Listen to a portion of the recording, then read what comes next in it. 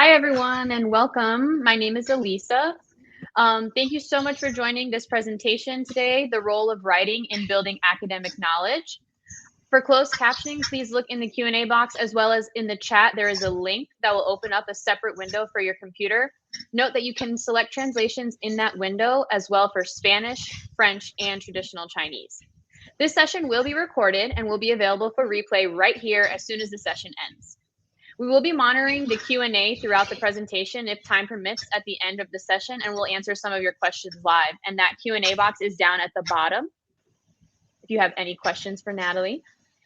So now I have the pleasure to introduce Natalie Wexler. Natalie Wexler is an education writer and the author of The Knowledge Gap, The Hidden Cause of America's Broken Education System and How to Fix It.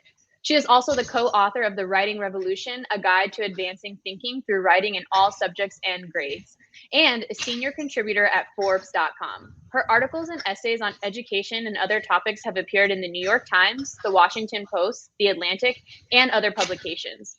She has spoken on education before a wide variety of groups and appeared on a number of TV and radio shows, including Morning Joe and NPR's On Point and 1A. She lives in Washington, D.C. with her husband and has 2 adult children. So please, everyone, help me welcome Natalie Wexler. Well, thank you, Elisa. Delighted to be here, and going to go ahead and share my screen, so bear with me for a moment.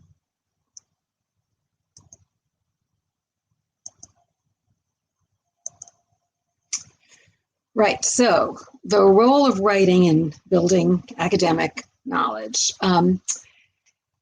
So the questions I'm going to put here are, how can writing build academic knowledge while boosting reading comprehension and analytical ability and engaging students? I know many teachers find writing one of the more difficult things to teach, and many students find writing one of the more difficult things to do. But there is a way to use writing to accomplish all of these things.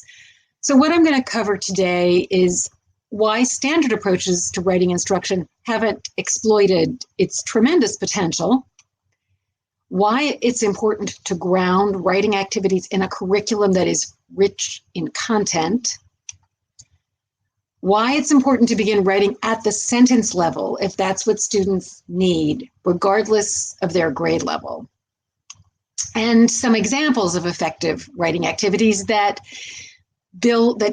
simultaneously teach writing skills, build knowledge, and foster analytical abilities. So let's get started. So I've mentioned that writing has some huge potential benefits. What are they? Well, potentially, writing can familiarize students with the conventions of written language, boosting reading comprehension. So written language is almost always more complex than spoken language. With writing, we use subordinating conjunctions and sometimes the passive voice and all sorts of things we tend not to use so much when we're speaking. And if students are going to understand those things when they're reading, it really helps for them to get familiar with them. And the best way, the most effective way of doing that is to teach them how to use those things in their own writing. As I mentioned, it can develop analytical abilities. When you are writing, you are forced to make connections between different bits of information and decide what's more important, what relates to what. And as I'm going to go into in more detail, writing can potentially build and deepen knowledge. In fact, it is so powerful that it can compensate for gaps in background knowledge that interfere with comprehension, even at upper grade levels where the expectations about academic background knowledge are higher. So just to backtrack for a minute, why is knowledge important, and what is its connection to reading comprehension and learning in general? Well, years ago, some researchers set out to answer this question: what is more important in comprehension, reading comprehension? Is it general reading comprehension skill or ability, or is it knowledge of the topic? And the first of these studies, there have been a number of them, is now known as the baseball study, done in the late 1980s. These researchers chose the topic of baseball because they figured they were going to be doing this with 7th and 8th graders. They figured there are a lot of kids out there who are not generally good readers, but they do know a lot about baseball. And so they divided these kids up into 4 groups, depending on how well they had scored on a standardized reading comprehension test, how much they knew about baseball, and they gave them a passage to read describing a baseball game and tested their comprehension of that passage. And what they found was this. What really made a difference was knowledge of the topic. So those 2 middle bars, the one on the left, the green one, those are the supposedly poor readers who knew a lot about baseball. And they did a lot better, as you can see, than the group to their right, that light blue bar. Those are the supposedly good readers who didn't know much about baseball. So this is pretty convincing evidence that what really, it's not the only factor, but a key factor in reading comprehension is knowledge of the topic.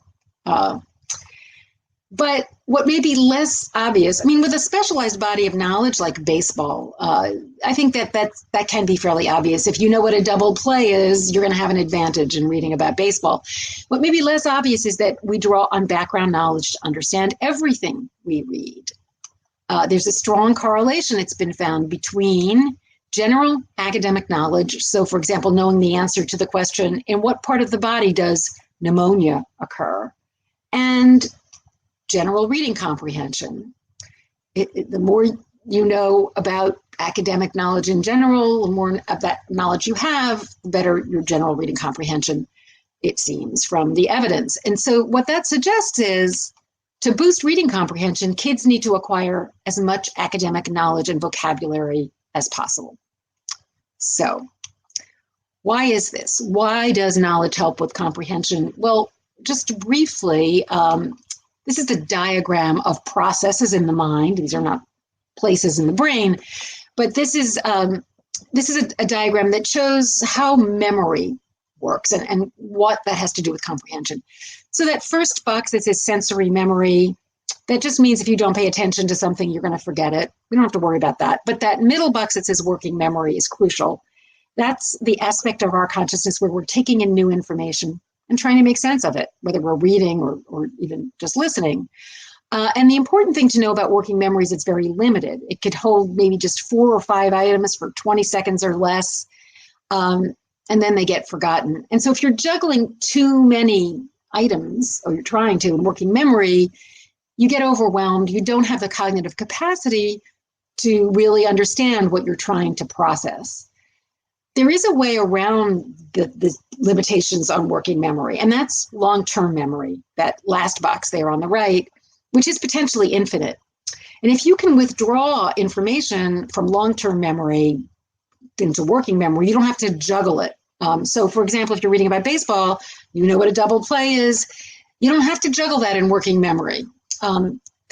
But to get things into long-term memory in the first place, and that burden placed on working memory is called cognitive load. So this is generally referred to as cognitive load theory.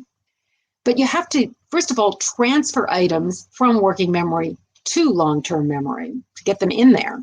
And the best way to do that is attach some meaning to them by maybe talking about them, explaining them to somebody else, or writing about them. And then you have to be able to get them out of long-term memory when you need them, retrieval. And so the more you practice retrieving a certain item of information, the more accessible it's going to be when you need it. So that's the basic idea of why knowledge helps, actually not only with comprehension, but also with analyzing information and retaining it. The more cognitive capacity you have in working memory, the more ability you have for things like that. And it's been said, knowledge is like Velcro. That's sort of another way of saying that if you've got more knowledge in long-term memory, you have more capacity to absorb things in working memory. And writing can help supply the missing half. Some kids start out with more of that other half of the Velcro than others, more academic knowledge and vocabulary, probably because they have more highly educated parents. And that enables them not only to understand more complex texts, but also to absorb and retain more information from what they read. But for kids who are starting out with less academic knowledge and vocabulary, writing can really help that information stick as though they did have more of that other half of the Velcro. But unfortunately, most students aren't getting these benefits, these knowledge building benefits, and they're not learning to write well either.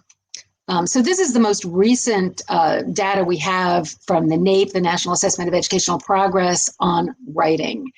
You'll see it's 2011, over 10 years ago. They have administered this test more recently, but they haven't released the results for reasons that are not entirely clear, but I don't think things have improved. So what these statistics tell us is that only about 25%, a little bit more than 25% of all students tested in writing are at the proficient level or above. And that's actually worse than on NAEP reading tests. You get about a third testing proficient or above in reading, but writing's harder. And so you get a lower percentage testing at proficient, which of course means that there's a higher percentage testing at basic or below basic in writing. So clearly, whatever we've been doing to try to teach writing has not been working. So what have we been doing? Well, the traditional approach is, teaching the parts of speech, grammar rules, sentence diagramming, like this. And the problem with that is that a lot of studies have shown that that really doesn't work. It doesn't really transfer to students' writing if they just get these grammar rules in the abstract. And more recently, there's an approach that's often known as writer's workshop, which de-emphasizes teaching conventions and grammar, and really focuses more on kids developing voice and fluency and writing stamina. And often that they've been writing, especially in elementary school, personal narrative. Take, for example, a small moment and expand it, a small moment from your life. And that clearly hasn't been working very well either. Then most recently, we've had the Common Core, which has come in with new expectations about writing. And one of the goals of the Common Core was to increase the amount of non-narrative writing that kids were doing, even in elementary school. So these other kinds of writing, persuasive writing, explanatory writing, the idea was to get kids doing more of that, even as you can see in fourth grade. And the idea, it was a good idea because really narrative writing is generally easier, especially personal narrative. It doesn't necessarily equip kids to do the kind of writing they're going to be expected to do at upper grade levels, middle school and high school, which is more persuasive explanatory writing. And the Common Core authors provided some examples of what writing should look like. This is from kindergarten about my favorite book. And then at the other end of the spectrum, this is a 12th grade exemplar, quite polished and sophisticated. What the Common Core did not tell teachers was how to get from my favorite book to this. And so this hasn't really worked very well either. So what all these approaches to writing have overlooked, two things, but the first of those two things is writing should be tied to the knowledge we want to build. So with the Common Core, that actually was the idea, but it didn't always get implemented that way. And sometimes there'll be a separate writing curriculum with separate topics, and kids can practice their persuasive or opinion writing on. So for example, things like this, 60 persuasive writing prompts for middle school and high school, convince your parents to raise your allowance, should at least 2 years of foreign language classes be required for high school graduation, et cetera. And the theory is if they learn to write persuasively about these topics, that'll carry over to writing persuasively about topics in it doesn't necessarily work like that. And it also isn't building the kind of knowledge that we want kids to acquire, not really about raising your allowance. If students are learning about the Civil War, they should be writing about the Civil War. That's what we want them to be learning. So we've sort of been wasting the knowledge building potential of writing by having kids write about, should there be a dress code at your school? And it's important to remember that writing can only build knowledge if the curriculum is focused on content and not sort of disconnected comprehension skills, decontextualized comprehension skills. And this is what you often find at the elementary level and sometimes the middle school level. A lot of time spent on comprehension skills and strategies. And the idea being we're going to directly teach these skills, like identify the main idea And it doesn't really matter so much what kids are reading as long as they're developing these skills and strategies. But remember the baseball study, it's really knowledge is going to be more important than general skill or strategy. And also the problem is if the curriculum or the approach is jumping from one topic to another, today zebras, tomorrow clouds, kids never get enough knowledge, enough information about any one topic to enable them to write even a sentence or two about it. So the curriculum has to be focused on content.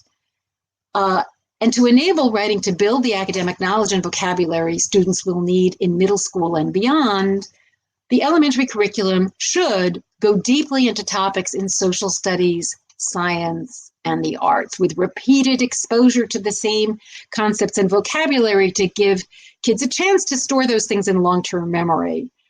This is beginning to happen in some schools around the country. Content-rich, knowledge-building elementary curricula, which didn't exist even 10 years ago, really, are now, there are a number of them out there. More and more schools are adopting them. And this is going to lay really critical ground for students to be able to keep learning in middle school and high school and beyond. But what if students arrive in middle school without much academic knowledge, which is definitely still happening? All is not lost. Don't despair, because explicit, effective writing instruction can, as I mentioned, help compensate for knowledge gaps if it's done in a way that modulates that heavy cognitive load that writing imposes on working memory. So this is another thing that the standard approaches have overlooked. Writing is the hardest thing we ask students to do in school. It's much harder than reading. It's expressive rather than receptive. And yet we spend much less time teaching writing than we do teaching reading. So why do I say writing is so hard? Well, remember, working memory can only hold a few things for maybe 20 seconds.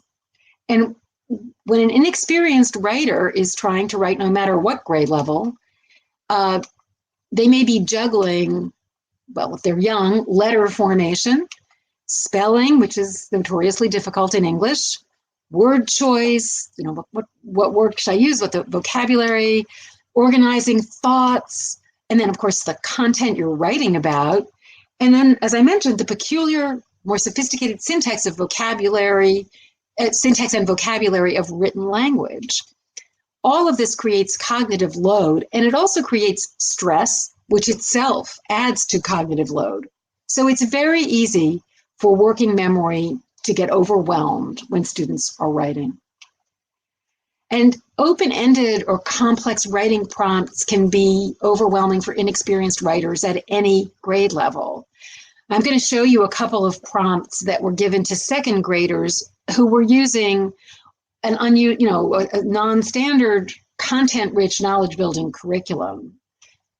So this is one. And by the way, both of the teachers who handed out these prompts were terrific teachers. They, like many teachers, they hadn't really been taught how to teach writing.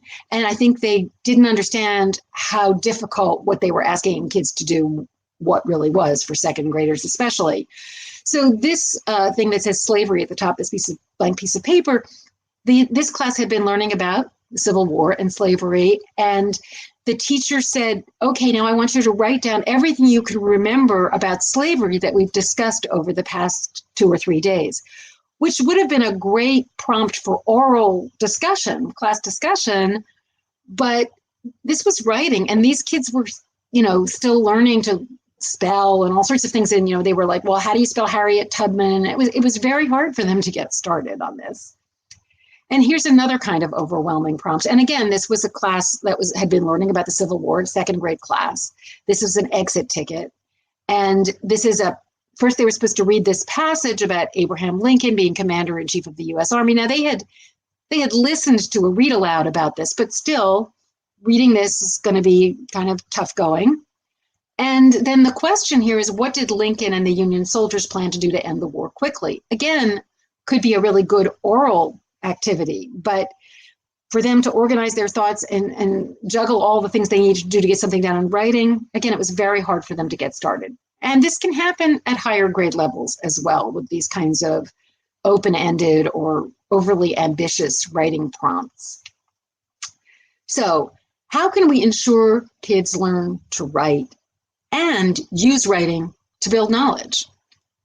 Well, two principles I would say need to be observed. One is embed writing activities in the content of the core curriculum. And second, modulate cognitive load, the cognitive load that writing imposes. I didn't say eliminate cognitive load because you need some cognitive load. That's what enables learning. There's got to be some effort. But you don't want cognitive load that interferes with learning. So you don't want to ask kids to write an essay when they're still struggling to construct sentences because that's going to interfere with their learning. So what can we do? Well, we need to combine these principles. And I know of only one method that does that, and that's the writing revolution, which is a method of writing instruction that was developed over many years by Judith Hockman, a veteran educator. And I collaborated with her on this book that explains this approach, this method. The Writing Revolution is also the name of an organization that provides training in the method. So the method is sort of premised on this idea of deliberate practice, which is a concept in cognitive psychology. Deliberate practice helps embed writing skills in long-term memory, along with content knowledge. So writing skills are also adding to that cognitive load. And if you have them in long-term memory, you're going to have more cognitive capacity for understanding the content, etc. So what is deliberate practice? It means, and this is true with learning, how to write, how to play tennis or whatever, give students practice with manageable chunks of the process, provide prompt, targeted feedback, and when students have grasped one chunk, move on to another one that's harder. So, what chunk should we begin with? Sentences. Okay, why sentences? Here's why. First, sentences, as Judy Hockman has said, are the building blocks of all writing. If you can't write a good sentence, you're unlikely to be able to write a good paragraph or a good essay. Second, sentences make it easier to teach grammar and writing conventions. I mentioned that studies have shown it doesn't work to teach grammar rules in the abstract, but that doesn't mean you don't need to teach grammar at all. What studies have also shown is you need to teach it, but you need to teach it in the context of students' own writing. And if you get 5 pages of error-filled writing, it's hard to know where to begin, and it can be discouraging for students to get 5 pages of red ink handed back. If you're working at the sentence level, it's going to be much more manageable to correct those errors. And then lastly, sentences free up space in working memory for desirable difficulties and enable learning and the acquisition of knowledge. So here are some examples of sentence level skills that can be stored in long-term memory through practice. The most basic one is just the concept of a sentence. What's the difference between a sentence and a sentence fragment, like an incomplete, a phrase, a clause, and the difference between a good sentence and a run-on sentence. This is something that a lot of older students and adults still struggle with, and it's not an easy concept to learn, but it can be acquired through deliberate practice. Different sentence types, we may say to students, vary your sentence structure. They may not know what else is available to them. So teaching different sentence types adds to the toolbox that they have in long-term memory. Using conjunctions, even simple conjunctions like because, but, and so. Not all students just pick that up from reading. And then there are more complex sentences using subordinating conjunctions, using things that are called appositives, which I'll talk about in a minute. And with these skills in long-term memory, there's more space in working memory to think about content and build knowledge. Now, some sentence level activities only build sentence construction skills. They have their usefulness, but they're not building knowledge. And the most studied sentence level activity is something called sentence combining, which means you give students a few simple sentences like these. Mohenjo-Daro and Harappa were twin cities. Mohenjo-Daro and Harappa had urban planning. The cities had a system of plumbing. And then you ask them to combine these 3 sentences into one more complex sentence, and they may come up with something like this. Mohenjo-Daro and Harappa were twin cities that had urban planning and a system of plumbing. So this can be helpful in getting students to construct complex sentences, but they don't have to retrieve any information from long-term memory and put it in their own words. You've given them all the information they need to construct the combined sentence. Some sentence level activities also build knowledge. So for example, let's say you're teaching about the criminal justice system and you want to teach kids the concept of a sentence. You can give them sentence fragments. Well, you can give them these phrases, some of which are fragments and some of which are complete sentences. And then they have to first identify what's a fragment by putting an F if it's a fragment and an S if it's a sentence, a complete sentence. Then they need to put appropriate capitalization and punctuation for the complete sentence, but they also need, and this is where the knowledge building comes in, they also need to turn those fragments into complete sentences and capitalize and punctuate them as well. But then they have to retrieve that information about littering, about a misdemeanor, and put that information in their own words, and that helps build and reinforce that knowledge. Now, I mentioned those conjunctions because, but, and so. That's another sentence level activity that teaches mechanical writing skills simultaneously building knowledge. Let's say, for example, and by the way, this approach is meant to be used at any subject and at any grade level. So across the curriculum, social studies, not just ELA, social studies, science, math, anything, and it really ideally should be used across the curriculum. So let's say you're teaching about the composer George Gershwin, who you see here. What this activity consists of is giving students a sentence stem that needs to be completed in 3 different ways with each of these conjunctions. So for example, George Gershwin is considered a musical genius because, but, and so. Now, each of these sentence stems, and they need to be carefully constructed so that you're getting at the knowledge you want students to retain. And also they're not just fill in the blank exercises. They're requiring students to engage in some thinking. And each of these conjunctions actually calls for a different kind of thinking, but is going to be asking for different information than because, and it's going to be more difficult because it's asking for contrasting information. It goes in a different direction. And then so is going to be asking for cause and effect kind of information, but it's going to be different from the cause and effect information in because. So there are different ways that students could complete each of these sentence stems, but just for example, George Gershwin is considered a musical genius because he captured the spirit of American life in his rhythms and melodies, but critics have identified structural weaknesses in some of his works. So many other composers have tried to emulate his style. So each of these, even though they're only at the sentence level, is actually developing knowledge and also analytical abilities. And as I mentioned, writing can and should be used to build knowledge across the curriculum. For example, in math. So let's say you're teaching about fractions and decimals. You could give students the following sentence stems. Fractions are like decimals because they are all parts of wholes, but they are written differently. So they can be used interchangeably. So this is, math teachers might say, well, I'm not a writing teacher, but actually once they try this and they see that this is not interfering with their math teaching, it's actually advancing because it is developing students' knowledge and forcing them to think analytically about the content, that this is really helpful to learning. Can also be used in science, and this is a sentence level activity. And as I'll mention later, this method does go beyond sentences through argumentative essays, but for now, I'm focusing on the sentence level aspects of it. So let's say you're a science teacher. This sentence expansion activity means you'll give students a very short, simple sentence, which they then need to expand using these 3 question words: what, where, and why. And they have to retrieve that information to write down these notes: what, lipids, where, around cells, why, nonpolar, and then they can use that information to create this expanded sentence.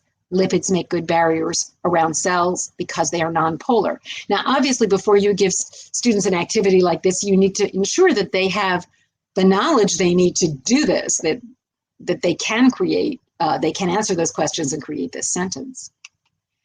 Now, I mentioned appositives earlier. Appositives are phrases that describe a noun. And, the writing revolution doesn't teach grammar for the sake of grammar, but there are certain terms that are introduced and used as a kind of shorthand because they're very useful. And appositives are a great way to construct, say, a topic sentence for a paragraph. They're also a great way to build knowledge, for example, in social studies. So let's say students are learning about ancient Greece. You could give them the following activity using appositives. There are different ways to do this, but here you give them an appositive, for example, a Greek city-state, and they have to create a sentence around it. That TS before the sentence, that stands for topic sentence. So this, if they were to write a paragraph, could be a good first sentence. So they have to think, a Greek city-state, what Greek city-states do I know? Oh, Athens. Okay, Athens, a Greek city-state. And then what? What about Athens? They again have to retrieve some information. Valued education and democracy, and so on. So you can also give them Athens and then a blank, valued education and democracy, and they have to supply the appositive. There are different ways of doing all of these things. And then there are transition words that really help, the glue that holds sentences together and makes writing flow. And again, these words like therefore, as a result, not something kids are likely to pick up from spoken language, from conversation. So they're taught these words, and then this is a knowledge building activity. They get a sentence like, the colonists were angry that they had to follow English laws and pay taxes to England. Therefore, and then they have to come up with the sentence that follows that word. So they're learning how to use those transition words, but they are also building and deepening their knowledge. And then summary sentences, another technique that can be used to build knowledge, and this is based in the book Johnny Tremaine. This time they don't get a simple sentence, they get these question words, and then they use them to put a sentence together, a complex sentence. And they're told, start with the when. Why are they told that? Because that is a construction that is often found in written language, but not really in spoken language. So they're learning that syntax that will help them with reading comprehension. Now, some people think sentence level work that's just for elementary students. It's not. It can be quite challenging. As Judy Hockman says, the rigor is going to depend on the content. So, for example, this is an 18th century philosopher named Immanuel Kant, and I invite you to try to complete the following sentence stem. Immanuel Kant believed that space and time are subjective forms of human sensibility, but, well, I can't complete that sentence, and you need to know quite a bit about philosophy to be able to do that. It's clearly not an activity for elementary students. But it can work well, even in the lower elementary grades, and that's ideally where it should start. So, for example, kids writing questions about a picture, like this, I believe, is a first grader. Picture of a seedling. When did it become a seedling? How big will this plant grow? What is at the bottom of the plant? He's learning how to construct sentences, then that can be a way to begin a paragraph, right? And at the same time, he's drawing on his knowledge that he's already acquired, like he knows this is a seedling, and he's thinking about it analytically. What else does he want to know about this picture? Now, as I mentioned, this method goes beyond sentences. The sentences are the foundation, but it goes to outlines, paragraphs, and compositions. And this is important because the method goes beyond sentences, and so does cognitive load. Writing at length, as I mentioned, imposes quite a heavy burden on working memory, heavy cognitive load, even if you know how to construct sentences. I mean, I'm a professional writer, and I know I often need an outline to help me figure out where I'm going. Have I already said that? What was I going to say next? all of those things create a burden on working memory that can interfere with thinking and writing. And so what you need to write at length, paragraphs and compositions, you need a linear outline that can serve as a kind of roadmap so that you don't have to hold all that stuff in your head. You can offload it to a piece of paper that might look like this. So this is what we call a single paragraph outline. There are also multiple paragraph outlines for essays and compositions, but the single paragraph outline is also extremely important, maybe not for somebody who's been writing for a long time, but for kids who are still learning to write. So this single paragraph outline calls for students to write a topic sentence, that's the TS, and then some supporting details. Those dotted lines, they mean write this in notes, not full sentences. And that's another skill that the Writing Revolution method teaches us, how to take notes, how to do abbreviations. And that's, again, not something that kids necessarily just pick up on their own. And then the CS at the bottom is for a concluding sentence. So let's say this is the topic sentence. Is space exploration a good idea? So this is going to be an argumentative or persuasive paragraph. And then some details. Hazardous and costly. Money spent on people could be spent on people in need. Some other notes here. And then finally, a concluding sentence using a subordinating conjunction that has already been taught and practiced repeatedly. Although space travel is expensive and dangerous, technological advances have proven extremely worthwhile. Now the student has her roadmap, and it's a fairly simple matter to transfer it to a finished paragraph using the sentence level skills that have been learned to connect these sentences. For example, in that third sentence, that begins with however. That's not something that this student necessarily just knew. That's a transition word that's been taught, change of direction. However, so this is what learning how to outline can do. Now, to implement all this effectively, and I want to add here, that the Writing Revolution is not itself a curriculum. It is a sequence of strategies and activities that are meant to be embedded in whatever curriculum the school is using. And so it can, take a little while to figure out how to do it well. And the book will help. Training, a course will also help. But here are some tips that I've come up with. This is not in the book. This is just from me. But to implement all this effectively, a few things to remember. I've called them the 3 I's. So first I, introduce new writing strategies orally, collaboratively, and in a familiar context. Again, this has to do with cognitive load. Speaking imposes less of a burden on working memory than writing. So it's going to be easier for kids to figure out this new strategy. Let's say it's a positives. What is an appositive? How do you use an appositive? If they first are introduced to it orally, and they don't have that added burden of trying to write, again, and also collaboratively as a whole class, that's also going to help modulate that cognitive load so that you have the capacity to learn what the strategy is, and also in a familiar context. Similarly, they're not also trying to juggle new information. This could be, holidays. Halloween, a popular holiday, is when we all dress up in costumes and go trick-or-treating. That could be used to introduce the concept of an appositive. Or it could be content in the curriculum that kids have already learned and they're quite familiar with. So that's the first one.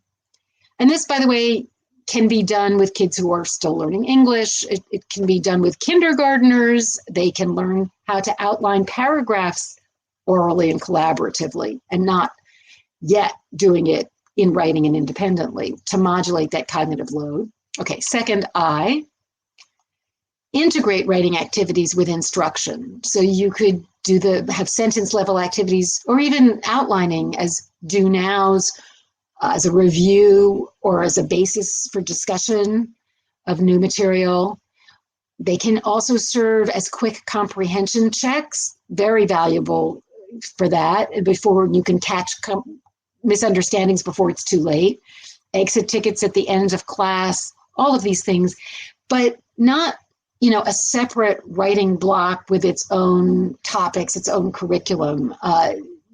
It should be part of instruction. Obviously, when kids are writing essays, they're going to need some time for that, but they should be writing about the content of the curriculum. And the last interleave different strategies that have been covered. Interleave is a term that's used in cognitive science, the science of learning. It basically means bringing back things you've already taught and mixing things up. So, okay, maybe you taught a positives a few months ago.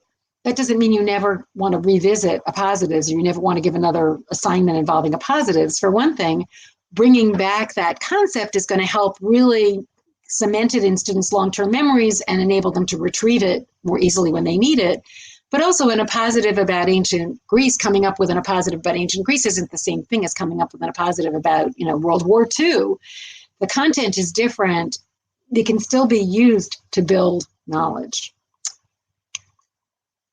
Just to give you a quick, sort of case study, this is a student, this was actually a high school student, but I believe he was a 9th grader at a school that adopted the writing revolution, which was then called the Hockman method. This was a school that was in trouble in New York City and really turned around in about 3 years, largely because they adopted this method of writing instruction. But this was a writing sample from Danny, who was a 9th grader. And he was asked to explain why we studied the past. And this is what he came up with. We studied the past because it's good to learn about things that happened years ago. Not great writing. And he was not in special education or anything. He was in, general education. Later that same year, after deliberate practice with the writing revolution method, starting at the sentence level, going through outlines, he was able to write this multiple paragraph outline for an argumentative essay on the conquest of the Americas. He'd been taught how to construct a thesis statement. He had his notes, his linear outline, and he was able to transfer this to this. This is the beginning of his essay. And as you can see, he's just managed to transfer that thesis statement that has become the last statement of his introductory paragraph, which is part of a formula, really, that students are taught on how to construct introductory paragraphs.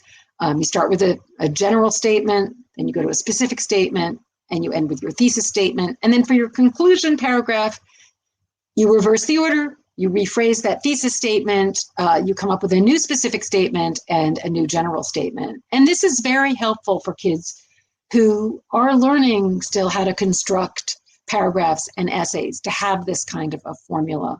Once they're confident of their writing abilities, they can, of course, diverge from that formula, but this formula is actually liberating for students. It gives them something that they can use to unleash their potential.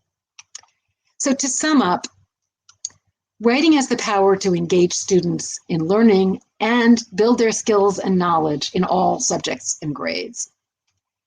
To ensure writing is building knowledge, we need to have students write about the content of the curriculum. To unleash the power of writing, we need to modulate the cognitive load it imposes.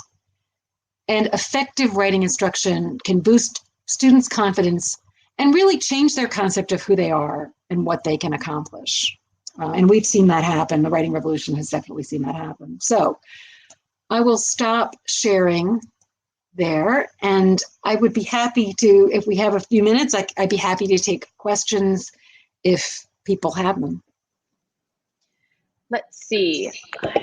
If you have any questions, don't forget there is the Ask a Question down at the bottom, and you can put your questions in there.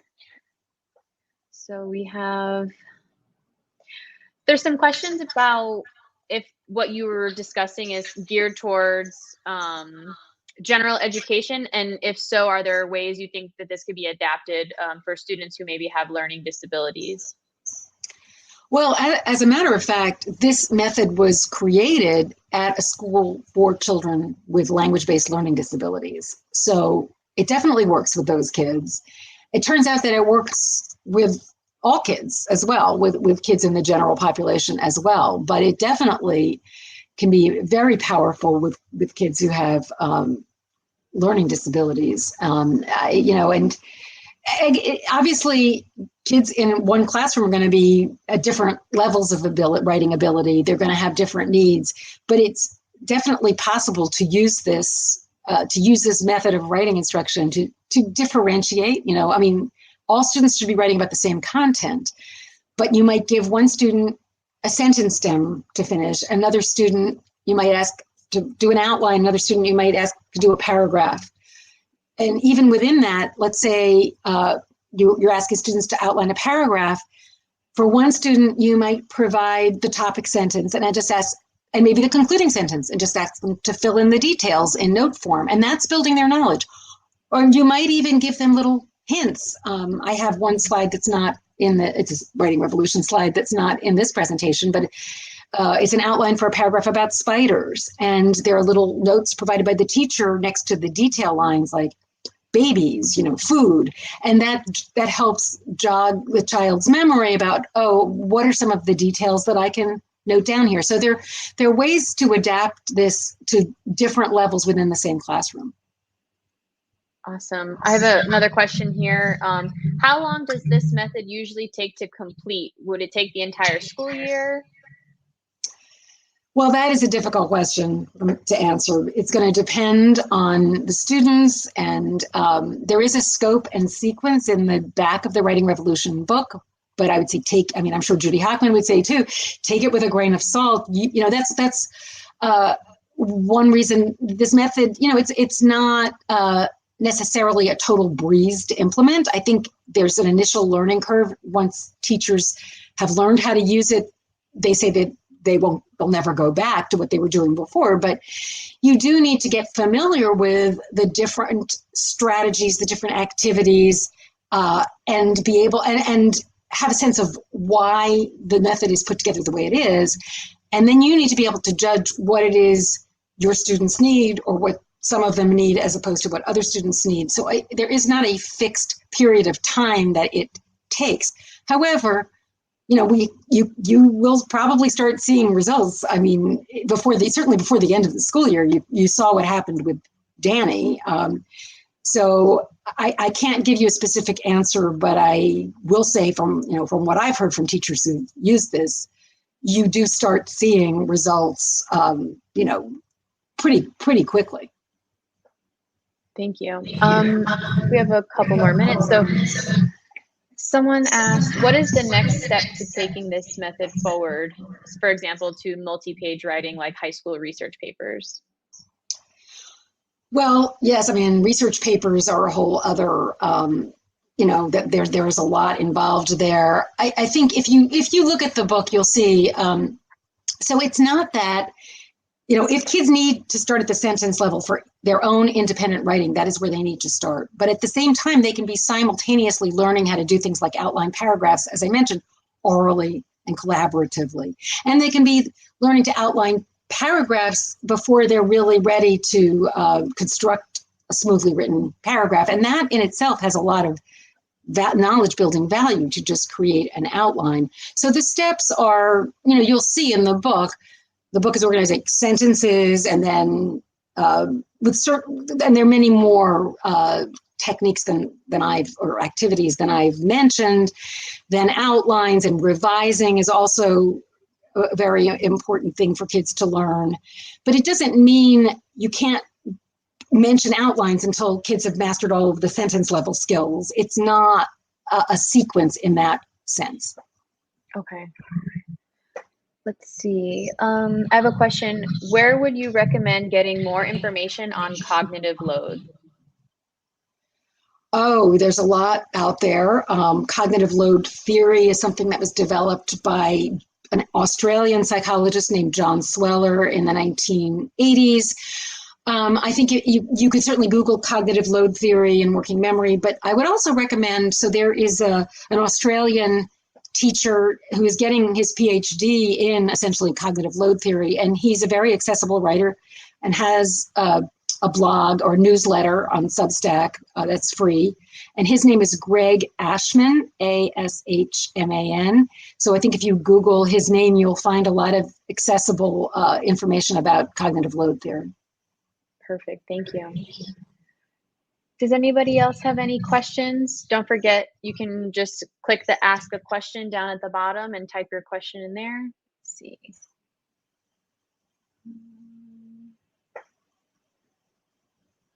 Also, if you don't think of one right now and you would like to ask a question later, you can go to Natalie's website, nataliewexler.com.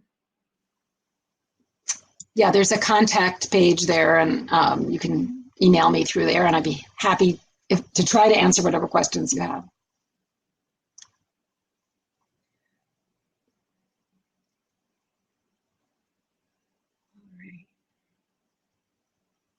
Okay. Well, thank you so much, Natalie, for such an informative and powerful session.